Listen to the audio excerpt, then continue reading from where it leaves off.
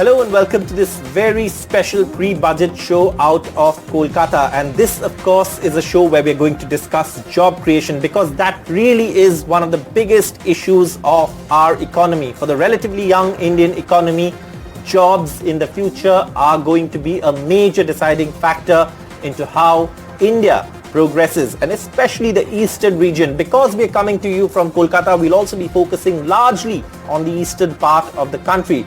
Before I start, let me introduce my guests. We have a very young panel as well, but they're all job creators in their own rights. Joining me first is of course Vikram Kinsara. He's the co-founder of Yellow Straw. Shubham Karnani, he's the director of Chemtex. Richa Sethia Mota, she's of course the managing director of Gypsy Management Private Limited. On my left is of course Rohit Patni, director SKP Group. And finally Deepraj Das, founder and director Craft Coffee. Thank you gentlemen, and Richa, thank you so much for joining us. This is of course going to be a discussion on jobs, but before we start, there has been a lot of talk about jobs, but what is the reality? Let's just hear from some industry voices.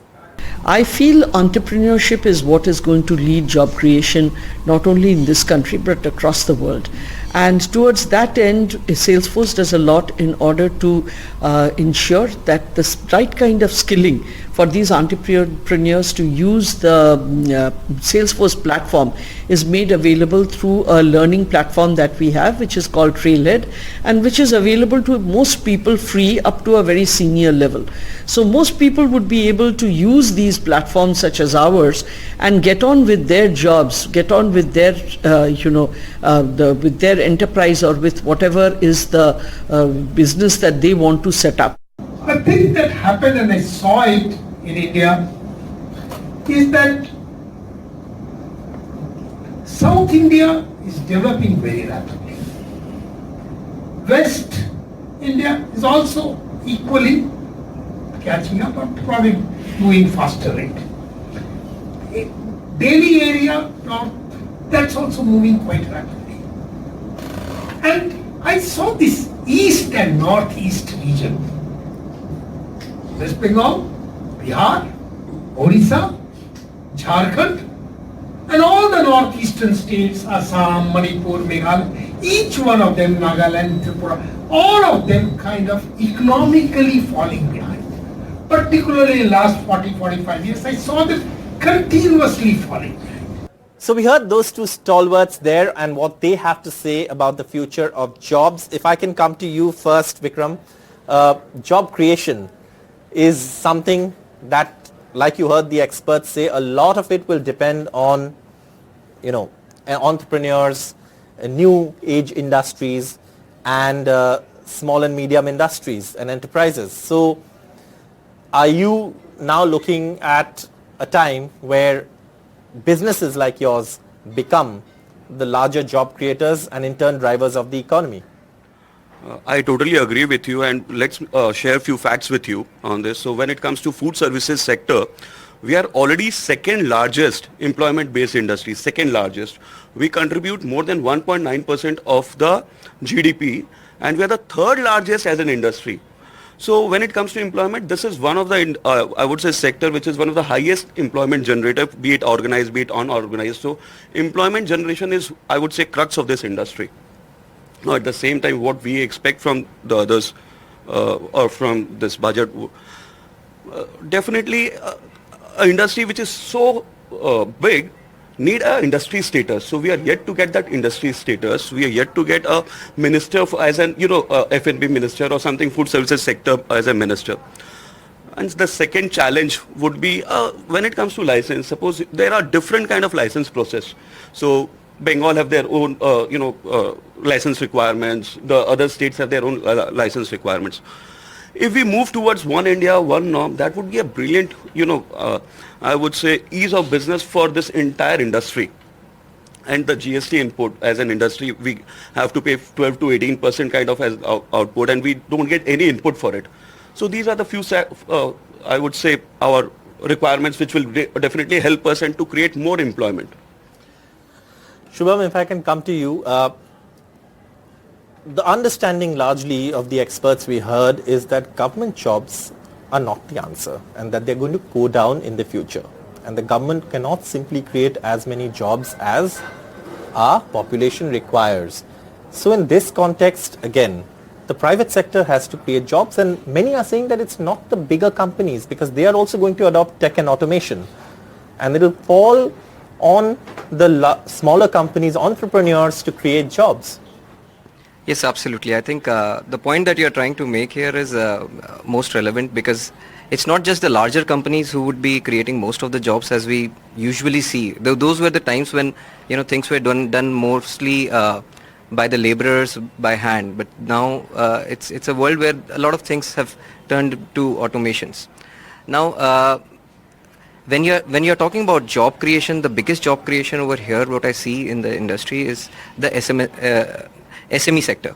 So when we talk about SME or MSME, for that fact, is micro, small and medium enterprises. So these companies, each of the companies you will see will have various divisions and various departments, and they are all evolving. Even the smaller companies will have a HR department and IT department and this section and that section. So many things, and everyone is trying to do justice to all the good work that they can create out of their company. So I feel that the evolution of new ideas, new growth, the so-called startup world which has evolved, and there are more and more MSMEs which are emerging and doing pretty well these days. I think they are the answer to job creation, and yes, likely to see a lot of growth in that area.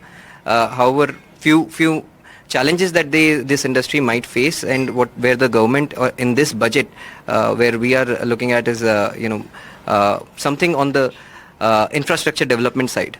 This government, as we see here, we have been in the for a longest time have been politically misaligned with the centrals or not been an allies there. But infrastructure development, which is required for the growth of West Bengal as such, is a very big thing to see look out for this budget. Absolutely, and India is actually seeing an infrastructure boom today, and a major upgrade is, as the world calls it, in infrastructure in India. But Richa, if I can come to you, and as a woman entrepreneur and as someone who's of course creating jobs, we've seen how important it is to have women in the workforce and create more jobs for women, and job creation by women. These are both very important strands that our economy needs to focus on. Absolutely. We are half the population, and if the government doesn't focus on being on a more inclusive trajectory to include and unlock the economic potential of women, obviously we are doing great injustice to our entire population. And a couple of things that the government can help us with, us women entrepreneurs.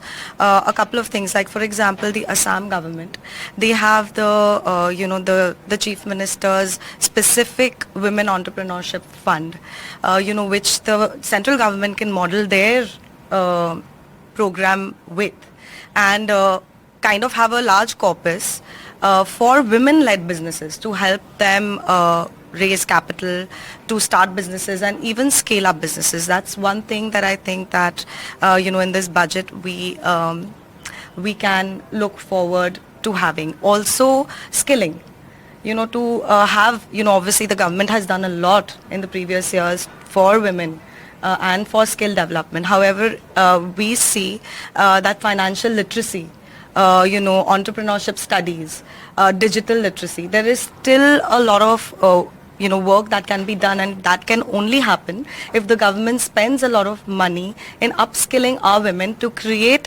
jobs and upskilling women to take that entrepreneurial plunge as well. And that's very important. And I'm sorry, were you going to add something to that? Yeah, and obviously loans as well. Having a 75% type loans, tax incentives for MSMEs as well as women-led businesses, 3 to 5 years. If we can have some rebates, incentives, I think that would help encourage more women take that plunge. Absolutely, and thank you so much for bringing that up, because Rohit, when I come to you, I was going to bring that up, that tax incentives for MSMEs, because MSMEs, whether this is the truth, of this part of the country, that MSMEs are really the driving force of the economy in terms of Eastern India and Northeast India. So how do you see that part, that, what kind of support do MSMEs need when it comes to the budget and also job creation? Yes, so to that, certainly we've seen in our understanding from the Prime Minister's approach also is that it seems that the country is now, the government does not want to be remaining into business, and as you rightly said, and other panelists also mentioned, that it is going to be the MSMEs and the SMEs who are going to be the driving force, and for the East to grow, these are looking like as the potential job creators, etc. So for these to flourish, especially in this part of the country, which is now the laggard for the country, the tax incentives definitely make a very, very important space for making that extra margin, making those extra entrepreneurs come on board, make that attempt into converting their ideas into businesses, and with the tax incentives which are expected also through the budget this year, we really hope that we see that coming in a very good way.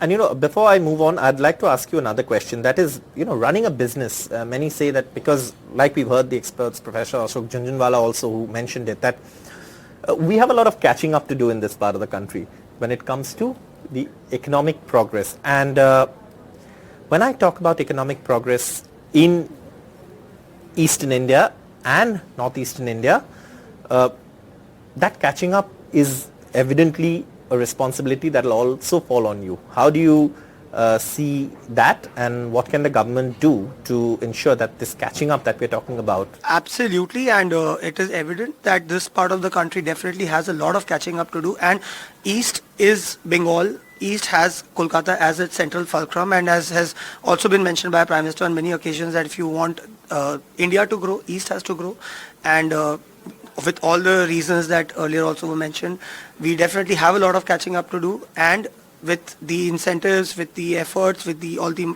entrepreneurs that are coming on board, we really have to make that extra effort and get the East into running. Deepraj, if I can come to you, the F&B industry, like he mentioned, is going to be a large sort of industry that creates, in terms of jobs, you can do 3 shifts if you want. It is already the second one. But 3 shifts, that's huge employment. Yeah. What are the challenges that you face, especially in India, in Eastern India, Northeast India?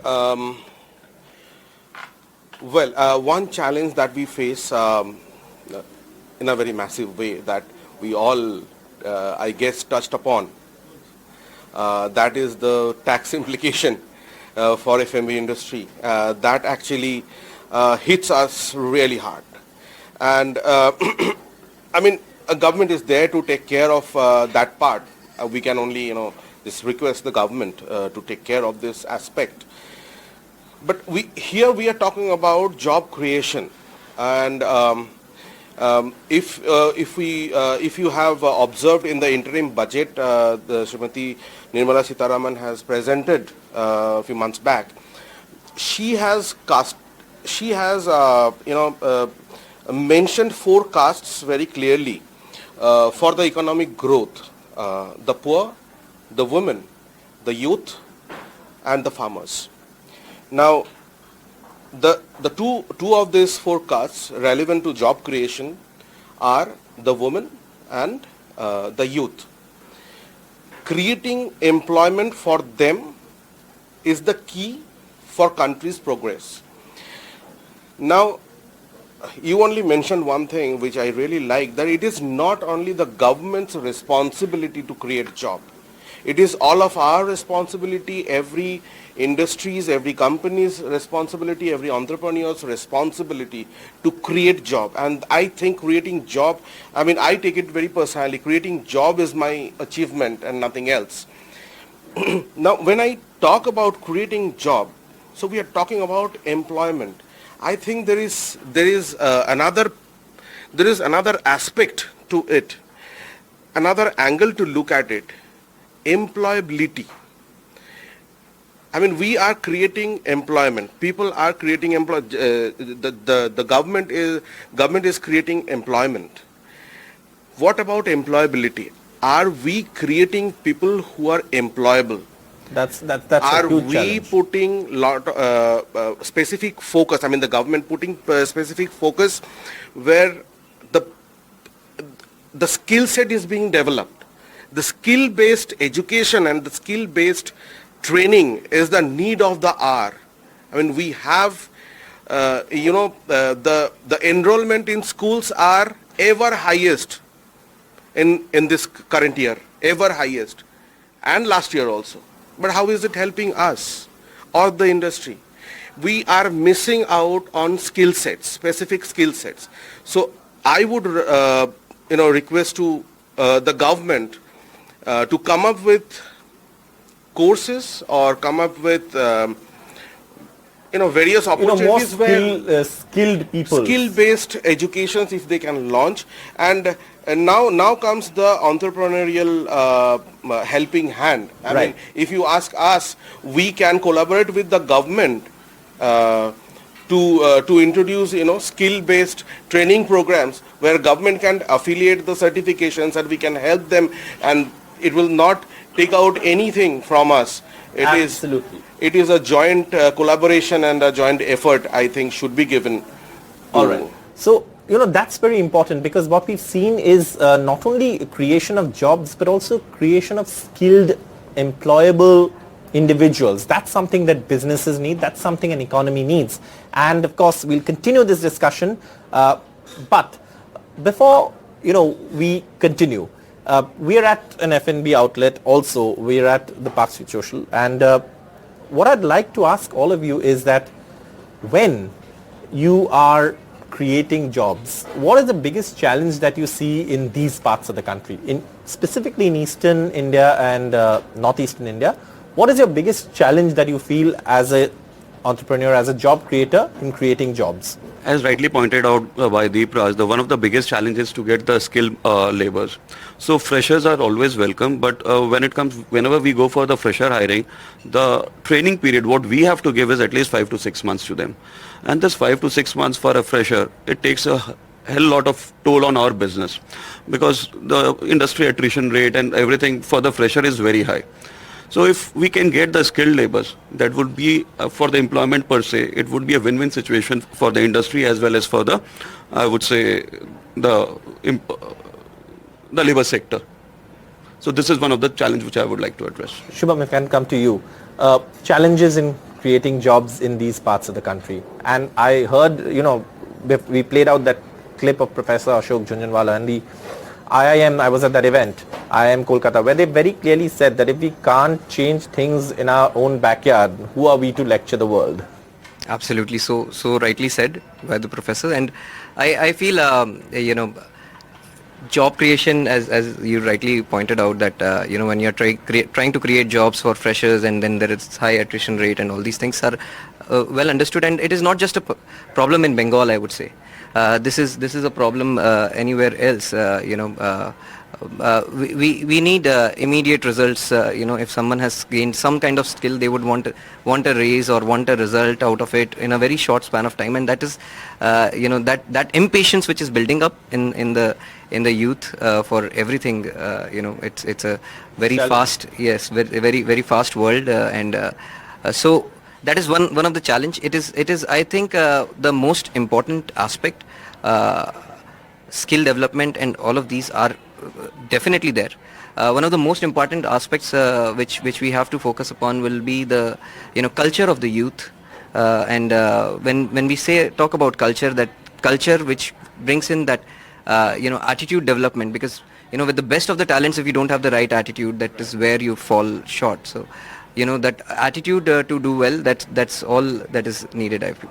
Richa, what are the challenges as a woman in business? What are the challenges in creating jobs, and especially creating jobs for women? Yeah, so I'll talk specifically about my sector, which is logistics and supply chain. So as a woman entrepreneur in this sector, first of all, I'm a very rare entity. But I feel that, the government can greatly help us, at least in the logistics sector, by improving infra. I feel that the eastern region is like kind of a laggard when you compare in infra and specifically logistics infra. when you big infra, you mean roads? yeah, highways. like multimodal infra, like you have rail, you have waterways, these large logistics centers as well as just general infra. So And I must add here, I'm sorry, that we are strategically located, so yes, there's and no for reason. trade in the south and the Absolutely. Southeast Asia regions as well as domestically. So a little bit of kind of investment in infrastructure can really create a great opportunity which would reduce costs for logistics, thereby bringing down costs for businesses, thereby increasing scales of businesses, thereby creating more jobs. So I think that it is, of course, skilling is a part of it. In my sector, skill, we are very labor intensive, and skill is not required.